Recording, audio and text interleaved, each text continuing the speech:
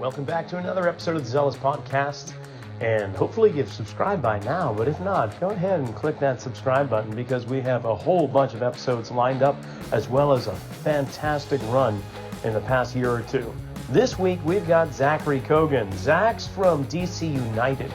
He's in charge of physical therapy for the Major League Soccer team. And we're just going to jump into the conversation. Hope you enjoy it. Obviously did some snooping. I saw you follow me on Instagram as well. I just did this morning because I was looking. I just noticed that. Yeah. So thank you for the support. I appreciate it. You got it. No problem. I'm like, well, you got a hell of a lot of followers there, 97,000 or so.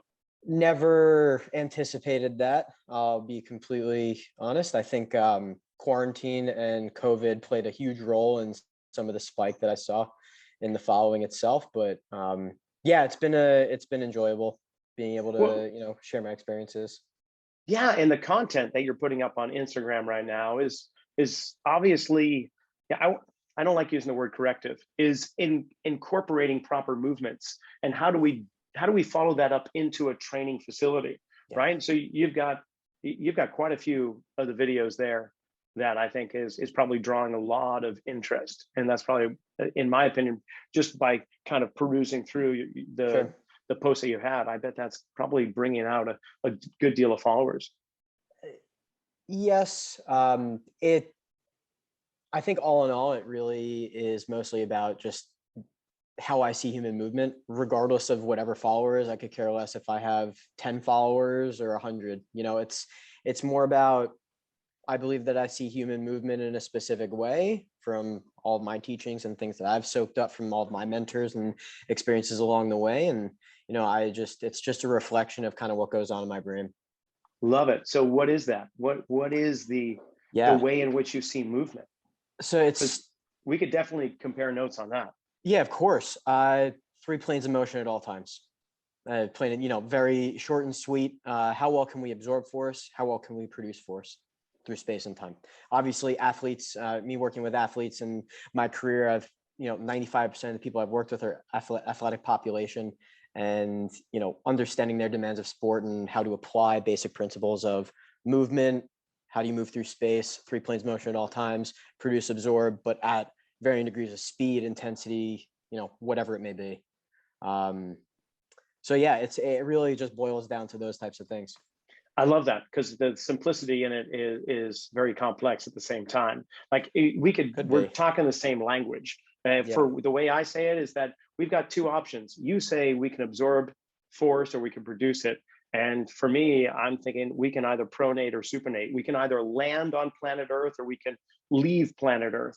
And there's certain joint mechanics that should occur at every step of the way, no pun intended, when that occurs, right? So this is not normal PT stuff, I hate to say, because a lot of the physical therapists that I come across are still in the approach that we may consider archaic, where it is protocol-based, single joints. That's all I'm going to be concerned with when somebody comes to see me with runners with patella syndrome. Then here's the protocol for you. But you, my man, that's not true. Did you get that in physical therapy or at school, or is this something outside? So it took a little bit of time to be able to see through the lens that I see through today. Obviously in school, you become licensed as a generalist, right? If there's a physical therapy license, I can work in inpatient, outpatient. I can work with the neurological population, geriatric, pediatrics, whatever it may be. So, learning at very surface level of each individual area or scope of practice within physical therapy under that umbrella. And, that encompassed single joint, traditional school of thought, rehabilitation approach. And it just took a little bit of time and exposure throughout my career to see the way the human body moves, whether it's watching slow motion video, whether it's just reading through the literature, whether it's, kinematic study, whatever it may be, and understanding how the chain reaction happens from the ground up and top down, and really understanding how each joint can communicate with one another adjacently. It has just slowly evolved into just the way that I can kind of see it in my own brain. which some people may think is abstract, some people agree with, but to me, that's just how I see us move against gravity, with our feet on the ground. All right. So what was that moment in time where the light bulb just freaking burst out of your head and going, oh my gosh, of course. Yeah. So you it's had it. Really, I know you had it. Sure. Yeah. It's the concept of the thorax. The thorax and the way our thorax can harbor and harness energy and be able to transmit forces, and being our main bridge or connection from the upper quarter to the lower quarter. So the thorax pelvic relationship really just, it allowed me to see human movement differently. And then once I was able to see those types of things, I was able to kind of see the relationships easier from the feet up, and how that can affect each segment subsequently up the chain when during some sort of athletic movement, or any just any movement in general. So it really was about one junction or one area, and I was able to kind of had almost like an aha light bulb moment, like you said, that kind of just things just clicked, and it was, that's all she wrote from there. But obviously, I learn new things every single day from the professionals that I work with. So I'm still I feel like I'm just scratching the surface of what we're capable as human beings, so, and I think as a medical community, we also are as well, even though we have, a rather dense, file cabinet of literature at our fingertips, we're still just scratching the surface as a community. So thoracic region, are we talking about the oppositional relationship between the rib cage and the pelvis, the sling action, the PNF paths? Is that what you're referring to? So it could be, a dissociated type of relationship. So a coil, uncoil could be a sling approach. It could be, one segment moving faster than the other, or vice versa. So more of like that Gray Institute methodology, top down or bottom up. So understanding how the shoulder would potentially tie into a hip or something along those lines, how, something going on with our scapulothoracic joints can impact thorax control, which our core isn't working the right way. You can get as deep as you want with this. It's really just, it's not one or the other. It's just its role in human movement in general. Yeah. Yes. Yeah. It's almost like the duality of nature, where we need the bracing effect, but we need the disassociation, right? Sure. In terms of movement. Do you find that since these epiphanies continue to cascade through, and you realize that there's always more to learn, but do you find that within the industry of conditioning athletes that there is more bias toward the bracing and that aspect compared to disassociation, or is it a nice blend between them? That's a tough question. And I think I don't ask easy ones. Come on. Yeah, I think the easy answer is that it depends. I think that every practitioner, coach is at a different point in their career, and they may change their opinion the next day or the next day. So I think that things are obviously always changing. I know earlier in my career, I was all about the bracing aspect and staying very neutral and sagittal, sagittal, just stability and structure and maintaining those types of things and being very rigid. But then I quickly realized, or not quickly, but I eventually realized that we are dynamic beings that absorb and produce force, turnover, every second. And we're just doing that constantly.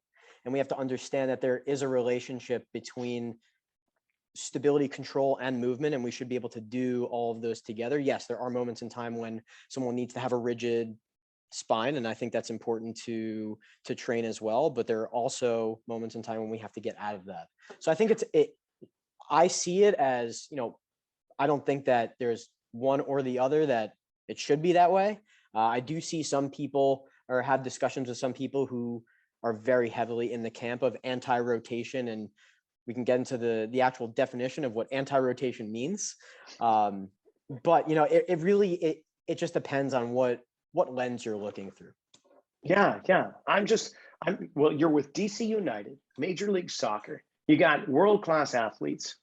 and and they're on the pitch moving through three-dimensional space, and I'm trying for the life of me to think about, okay, when is bracing going to be necessary? Okay, when the keeper catches the ball, right? That might be one. When they go up for a header, potentially, even though they're in midair, there's going to be needing to be some bracing to some degree, right? I agree. When else? I'm just So trying to really. let someone, yeah, it occurs. I mean, let's say you're on the pitch and a defender comes to, you know, and it's a contact sport, right? Someone comes to nudge you off your center of mass and just, you know, push you out of the way. You know, you have to brace or kind of push back or kind of brace yourself for impact, whatever it may be. You know, it's a collision sport. It happens, whether embellishment or not. You know, those kind of moments do happen in time. So there are times where that can happen, even for like a microcosm of a second. You know, you may need it, whether it's you can see it or not. It's probably happening. You know, faster than our eyes can kind of pick it up. So let's go into your specific role as a physical therapist, right? And are you carrying over into the athletic trainer, or is there a specific athletic trainer that you work with? Yeah, so I'm physical therapist and director of rehab with our sports medicine team, and I work alongside 3 athletic trainers. So we have our director of sports medicine, which oversees all sports medicine, meaning athletic training and physical therapy. And my role in particular is to work closely with our athletic trainers and guide and help to, you know, promote rehabilitation at its most basic form and promote best practice types of return to play and injury prevention strategies. Okay, so with that role, you're in the conditioning room with the athletes and the athletic trainer. You've got your performance director or strength coach. What it seems that they're synonymous titles these days. Where is the carryover and the handing off of the baton? I know it's going to depend, right? From one athlete to the next, from one situation, it's situational for sure. But in general, can you give me a time where you say, okay, go? Yeah, so I think the best place to start is what happens in the facility itself before we even start to work with the athlete for that day, or even before their rehab starts or before they get surgery or whatever it is. We all sit in the same office, performance and sports medicine. We are like this, you know, so we are constantly talking about the athlete's goals, where we want them to be, what their status is of that day, whether they're ready to move forward or not. So starting there, we're always on the same page, and having that constant communication with the person sitting next to me who is a performance coach is a huge advantage to the overall outcomes for that athlete. And if there is some sort of like separate offices, I can almost guarantee, not guarantee, but it'd probably be a bit different in terms of the way we would do rehabilitation, or maybe the efficiency that we do it and the communication, maybe some loose ends or things kind of get, you know, lost between the cracks or whatever it is. So I think just to understand the overall dynamic and the way that collaboration starts and the foundation of it and structure of it is important before even getting into what the handoff typically looks like. Gotcha. Yeah, so to move forward from there, as a physical therapist or athletic trainer running the rehab, it really comes a point when there's some sort of integrated approach, more of a later phase. Now, as a physical therapist, it's important for me as a practitioner to be able to make sure an athlete is able to do something safe, but they're also at a point where they're going to be performing at a high level, or they have the capacity to endure those loads to be able to perform at a high level and push their body in a safe manner. When I feel comfortable that they're able to do X, Y, and Z, I believe that they're able to be doing that with one of our performance coaches who's highly skilled and trained and expert in their area, and me respecting that and understanding that and knowing that I'm going to be talking to him every step of the way. I feel confident and comfortable after my own objective testing, whatever it may be, specific for whatever we're rehabbing, that I feel confident and comfortable in their skill set and where that athlete is, being able to hand off with good communication the whole rest of the way. Now, that doesn't mean that I'm done seeing the athlete. It's just an integrated type of approach. Maybe the strength and conditioning coach works on one thing while I can work on another thing, whatever it may be. That's really a nice model. Yeah. Is there something missing in that model not to get you into trouble with the front office or anything, but is there something that you're going, if we did a little bit more of this or that? Off the top of my head, I'll be complete transparency. I'm about 2 months into my role as director of rehab. So I think as of now, what I'm seeing and the collaboration that we've had in my short time there, it's been pretty seamless. And as long as there's objectivity to what we're doing, it feels like it's smooth. Nice. There are less question marks, less of the dialogue of let's throw something against the wall and see if it sticks, less guessing. You should feel confident about the decisions that you're making, that you've done your due diligence and you're putting the athlete in the best case scenario to be successful at what they need to do at the highest level. Yeah. So you're still feeling out the relationship and they're feeling out you and seeing how that's all blended together. But so you mentioned assessing and taking out the guesswork. What kind of assessments are you doing as a physical therapist? And then how does that carry over to the assessments that the athletic trainer may be doing, if they're doing any? And then compare that to the strength coach. Like, there's got to be, I won't say a hierarchy, but there's got to be progressional assessments to some degree. And I know every movement's an assessment, every assessment's a movement, but is there any, not delineation, but is there any spectrum? Sure, absolutely. I mean, there is a spectrum, and the best word ever, the best phrase ever, right? It all depends, right? It depends on what phase we're at in the process of the athlete, right? Are we in an early acute phase, or did they just get hurt? Are we looking at our basic objective measurements like goniometry, range of motion?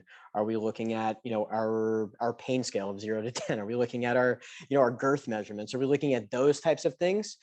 As we move forward, we're starting to look at more strength measurements. We utilize force frame, NordBoard, those types of things that we can get a boatload of good objective data for how our muscles are functioning and how we can protect ourselves. We have other things that we're able to look at from a force plate metric standpoint, from wearing our GPS systems, be able to track different things from an external load metric standpoint. We have things monitoring internal load metric standpoint. So these are all things that myself, the athletic trainers, and the performance coaches are able to assess outside of, putting hands on somebody. Typically leave that to physical therapy and athletic training, just to remain within scope of practice. But generally speaking, it's a matter of where that individual is, and being able to communicate between PT and AT. Okay, maybe should be testing out A, B, and C today. Let's reassess this because this came back. It was a little bit more of an asymmetry than the other. It all in all, PT kind of oversees the general umbrella of the rehab, but athletic trainers are able to follow through and dictate kind of what happens as well. Okay, so with the advent of physical therapists, athletic trainers, and sport strength coaches, sure, would you say that injury rates have diminished if we looked historically? I don't know if you've done that or not. Or has the level of play increased so much that non-contact injuries are on the rise regardless? I think generally speaking, from what I know throughout the literature, and it's obviously different for every sport, but I think generally speaking, injury rates have diminished from a soft tissue standpoint, from articular structure standpoint, non-contact injuries. All in all, you have seen a rise in ACL injury, particularly in the NFL. That might be a whole different discussion for a different day. But I know that just through some of the literature, especially for soft tissue injury standpoint, things have diminished with the emergence of things like the FIFA 11 Plus program, things of that nature that would help us understand how to prevent injury on a much higher scale. But it's always this sliding type of thing, and I think that I'm a bit young in my career to start to see some of those changes anecdotally, but at least through the evidence in the literature, those are the kinds of things I can derive. Cool. Now, how much does previous injuries, they come into play with assessments? Is kinesiophobic? Is that the proper term? So fear of movement, fear of kinesiophobia, sure. Kinesiophobia, right? So there's certain movements that the brain is going to protect the body from going, especially if it has a previous experience, such as inversion sprain or ACL tear or whatever the case may be. So in essence, every athlete that comes on that team has a story, has a legend of experience that led up to where they are now. Do you take all of those into consideration? Like, how deep do you go with each athlete to understand their injuries, and do you go back all the way to childhood? I'm just curious. Yeah, so that's a great question, and yes, and yes. Yes, really, yes. That's awesome. I believe as a therapist, from an athletic standpoint, it's important as a practitioner and provider to know what in time may have disrupted your homeostasis, or how you may have started moving differently, and what types of events may have developed over that. And I think about it as like layers of an onion. That's how I describe it typically to the athletes is, I think of you as a human being in front of me. I think of you as a person, but let's think of you as an onion for a second, in terms of onion as a representation of physically what you've endured throughout your career from an injury standpoint. And, take me in your timeline going reverse chronological order, what was the last injury you had, and the one before that, and the one before that. Getting an idea, and they may miss, some injuries. People bruise bones all the time and avoid, putting too much weight through their leg, whatever it is. But it gives a general idea and a general standpoint of what this athlete has gone through and how they may have compensated throughout time. And then, that's not to say that's just about physically, but what about psychologically and emotionally? Right? These are also human beings in front of us. And we all know, in the past year to 2 years, the surge in mental health awareness, especially, in the elite athlete population, and understanding the stresses that these athletes endure on a day-to-day basis, whether it's family care, whether it's, they're a young athlete and getting pressures from their parents, whatever it is, understanding that these are human beings in front of us, and we have to take that into account as well. So getting a comprehensive picture, just not only musculoskeletally, but also, psychologically and emotionally as well. Well, that brings up the top-down kind of component too, where you spoke of from the, where our movements from the bottom up or from the top down. So that kind of makes me, not the emotional aspect so much, but just the neurology of movement, and how a lot of movement is going to be derived from eyesight, vestibular system, and we're so heavily into mechanoreceptors and proprioceptors. So I am curious, because some European League teams are really getting much more into visual drills and vestibular drills. Or do you have much of that you're doing, whether it's in preparatory phases or if it's in rehabilitative phases, or is there anything where you guys are doing like reflexive saccades, or you're doing kind of near far kind of actions, or you're doing any type of different head positions to create a different outcome in the athlete? I think it's important. And we certainly do, especially for athletes who, I mean, the literature that's coming out regarding the effect of the visual system and visual cortex just overall after ACL injury. I'm not sure if you're familiar with any of the work done by Dustin Grooms, but a lot of the stuff when it comes to the eyes and the connection to our movement, the motor cortex inhibition that takes place, and the close tie with our visual system, whatever it may be, instead of going down that rabbit hole, just all in all, athletes need their eyes to perform, and they're constantly looking at where the ball is, especially in a sport like soccer. It's very, very important to be able to have eye-foot coordination, as well as be able to look around the field while doing something with your foot. So these dual task oriented types of things while their eyes are moving, it's almost a detriment if you aren't addressing the visual system, because the visual system is a massive part to human performance, not just athletic performance. Yeah, I think that's going to be the next frontier, to be honest. I mean, we've been massive. We've been looking at diaphragmatic breathing for the last 5 years or whatever, and putting that up on a pedestal. And before that, it was the inhibition of the glute medius, and before that, it was the transverse abdominis. But I think on a whole, we're missing the greater picture, which is we get the brain to respond better through movement or through other stimuli, and that's going to bring up optimal performance in our athletes. So it's interesting. I'm glad you're kind of considering that with them. So with your role as director of rehab, how did you come upon that? Like, how did you land at DC United, coming from like Southern California? And I think if I'm correct, your background's more like in wrestling. Like, what got you to go into soccer? Yeah, so or football, however you want to call it. Either or. I'm starting to learn it doesn't really matter at this point in time. I'm still diving into the culture. So I come from a background, I wrestled competitively in high school and college. I coached for a while in high school.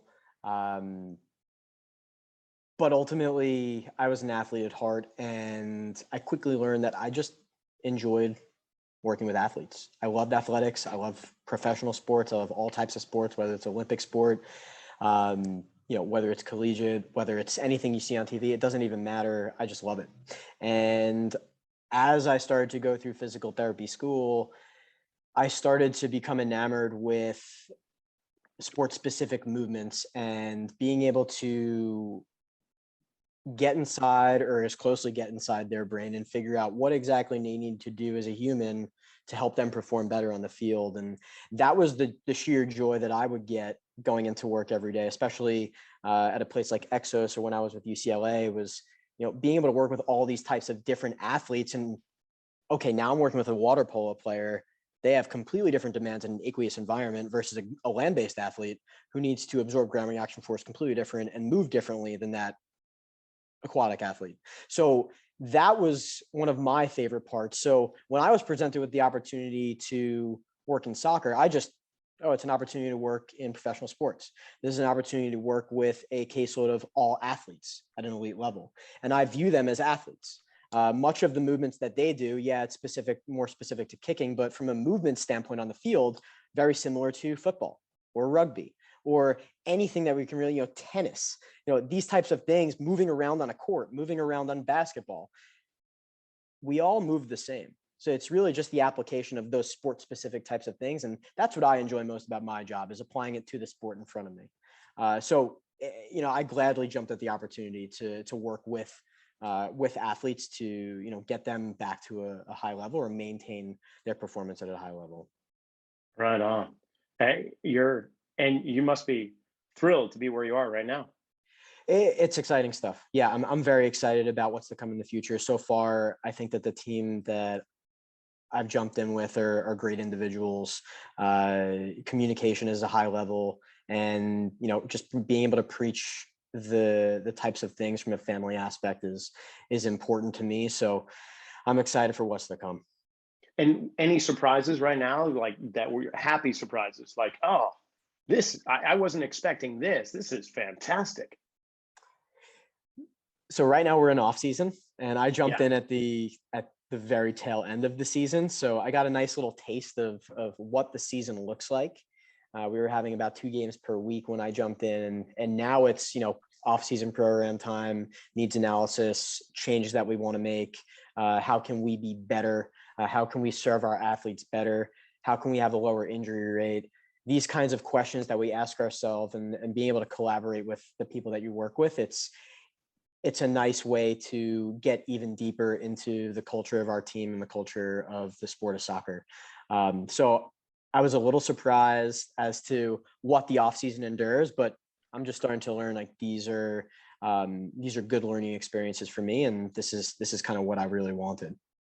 And what's the fan base in DC for the United like? Because I'm out here in San Jose, and we got the quakes, right? Santa Cruz is right over the mountains from San Jose. We got the earthquakes, and okay, granted, they didn't have the best season last year, but it's so fun to go to the stadium, and of course, its claim to fame. It used to be a Via Stadium, and now it's PayPal Stadium, but they've got the longest bar in any sport arena. It goes the width of the soccer pitch, so you can stand at one end right behind the goal and you can watch it right there while you're enjoying your favorite libation. But how's the fan base in DC?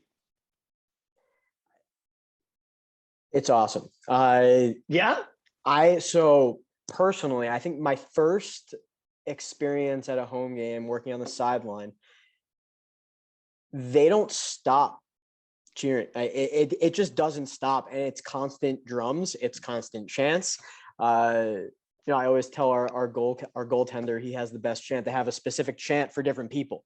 I think our goaltender has the best one. But it's just like I said, the culture of soccer is just different from other sports, and it's exciting. It's different for me. I was never a massive soccer fan. I've always been enamored by the sports aspect of it. I've always been enamored by all sports, but soccer in particular. And I've watched World Cup. I've never, sat down. I've been a huge NFL, MLB, NBA fan my entire life. And probably over the past 7 to 8 years, I've gotten a lot more involved in soccer by being a physical therapist, working with soccer athletes. So I've dipped into it, but as I jumped into this role, it was a culture shock at first, and it still kind of is, but it's something that I truly enjoy. So I'm pleasantly surprised by the environment that I find myself in on a daily basis, especially in the stadium during games. Yeah, I have to agree. I'm a U.S. soccer coach, licensed with FIFA and all that, but not to the level that your coaches are by any stretch. It was more youth soccer, but I knew nothing about it growing up in New England. Of course, during the 80s, I think when I was leaving high school, they were just forming some kind of soccer rec program in our town. And it wasn't until I started coaching, and I love it. I mean, this has been almost a couple decades now of just being an ultimate Quakes fan. And I just wish I was a Revolution fan when I was back in New England. But Zach, what are you doing now in terms of, you say you've had mentors and you're learning. What are the things that a MLS PT is investigating for more knowledge at this point? Yeah. So first off, I'm constantly still talking to those mentors. So I'm constantly learning from that standpoint. I was lucky enough to participate in different postgraduate programs. So the relationships that I've developed with those mentors and the people that have taught me a lot of things while I was a practitioner, I still keep in touch with those individuals, and I highly value the information and the conversations that we have. So being able to keep in touch and still network with them and have good discussions, whether just about regular life or physical therapy, are important to me. Specifically in my role right now, it's my first time being able to work with external load devices, so IMU units in terms of like a catapult system. So being able to track and monitor external load metrics such as distance, speed, high speed running meters, whatever it is, max velocity, average velocity, anything that you really can think of, change of direction moments, decelerations. These are exciting for me because it's another way that, as a physical therapist, right, I spoke before about being objective and importance of being objective during the return to play process and making these informed decisions with the rest of the team that you work with.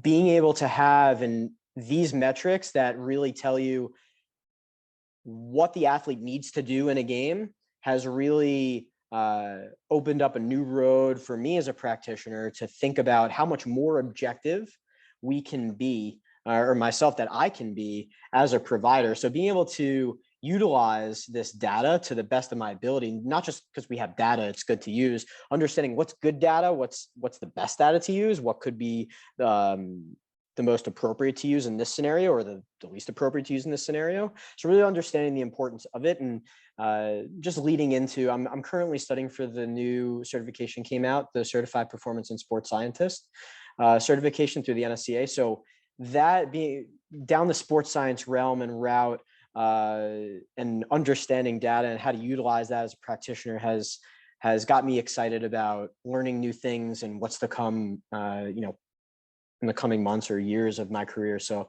I feel like this is a newer field for me as a provider, and I'm excited to start utilizing that more in my practice. What do you think of that certification? You've got the study materials right now you're going through? Yeah, so I've been reading the textbook for a couple months. It is it's pretty dense.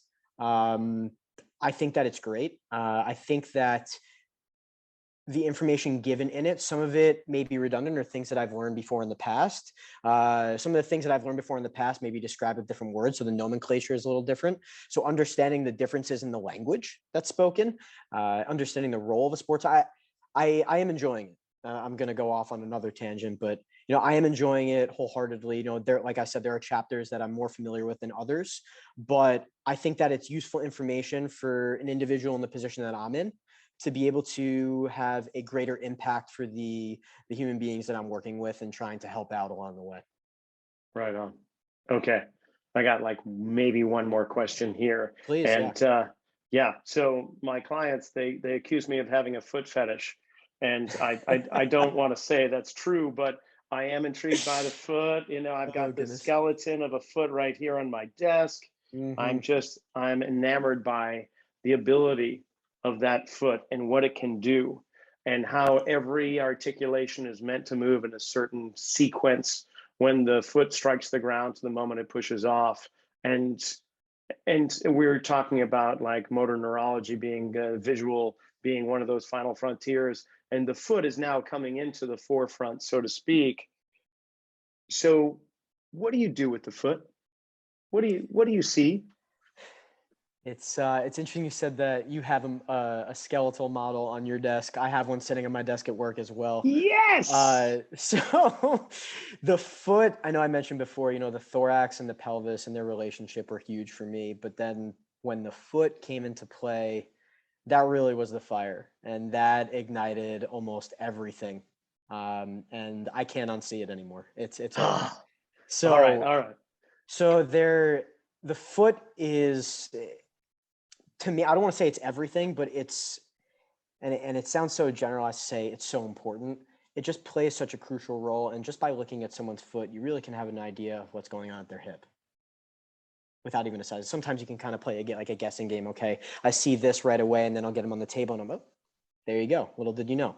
So, really understanding those articulations, what needs to happen at the foot when we're absorbing force, whether this is, like you said, gait, whether we're changing direction, whether we're just linear deceleration, whether accelerating, what needs to happen at the forefoot, at the midfoot, at the subtalar joint, how that's going to affect the tibia, the femur, what's going to happen to the pelvis, the thorax. So really what that chain looks like just from the demand and what we're asking, what the body is asking or needs the foot to do to be able to do that without any leak of energy or non-communication that could take place between adjacent segments. And understanding in which phase what the foot should be doing and why they may be presenting with what they are. I'm not sure if you've ever heard of the blackboard device. I'm a huge fan of it's like a little footboard. It's two. I'm familiar with it. Yeah, right, two blocks boards that are split. And they're able to move. Yeah. And before I even started looking at the blackboard and playing around with it, I read an article, oldie, from like 1987, about like the twisted plate theory of the foot and how the forefoot and midfoot should be dissociating one another when we're looking to lock the foot up and propel versus what needs to happen at the forefoot dissociating from the midfoot when we're absorbing force. So understanding that theory in my head before the blackboard even came into existence for me, I would be putting towels underneath the forefoot or the heel or whatever it may be and biasing their heel to roll off and being able to have a general understanding of, okay, can we take away your pain just by putting something underneath your foot? Yeah. Maybe that gives us very little information. There you go. Foam wedges. A little bit of a wedge. Absolutely. Yeah. So all the same language, different tools. But the foot has been huge. Huge, Gary. Huge, Jerry. Huge. Yeah. I mean, when just to geek out a little bit. So the rib cage and pelvis move in opposition through all three planes of motion through the gait cycle.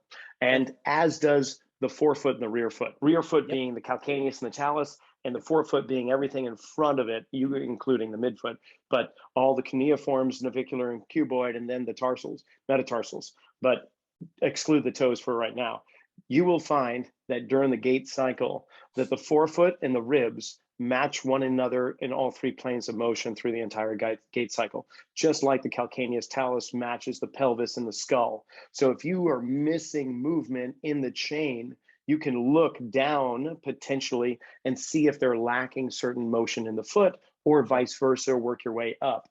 Sure. Yeah, I love that. That was like Absolutely. one of those moments for me that, are you kidding me? Yeah.